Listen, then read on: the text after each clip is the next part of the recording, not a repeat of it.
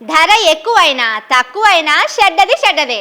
Rate ఎక్కువ పెట్టినంత మాత్రాన మంచిది కాదు, తక్కువ రేటుకి ఇచ్చినంత మాత్రాన చెడ్డది కాదు. మనం ఏ పని చేసినా ఇవి తెలుసుకొని నడవాలి. ఆగం చేయొద్దు, పానాల మీదకి తెచ్చుకోవద్దు. అదో ఏంది పిల్ల మళ్ళా ప్రవచనాలు మొదలు పెట్టిందని గరం కాకుండ్రి. ఈ వార్త చూడుండ్రి. ఫిరీగొస్తే ఫినాయిల్ తాగిన ముచ్చటే అయితున్నదుల్లా 2 రాష్ట్రాల్లా.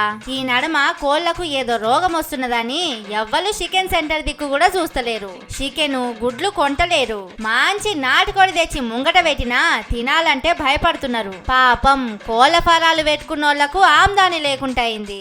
ఎట్లనన్నా పబ్లిక్ తోని చికెన్ కొనిపియాలని ఇగో ఇట్లా చికెన్ మేళాలు పెడుతున్నారు. అటు ఆంధ్రలా ఇటు తెలంగాణలా అదే పని చేస్తున్నారు. మంచిగా చికెన్ ఫ్రై చేసి ఫ్రీగా పంచి పెడుతున్నారు. అబ్బర బిడ్డ, ఫ్రీగొస్తే ఊకుంటారా? ఇక చూడుండ్రి ఎట్ల లైన్ పట్టిండ్రో. పుట్టిన కాంచెల్లి ఆకలితోని ఉపాసం ఉన్నట్టే చేస్తుండ్రు. కిలోమీటర్ల కొద్ది లైన్లు పట్టిండ్రు.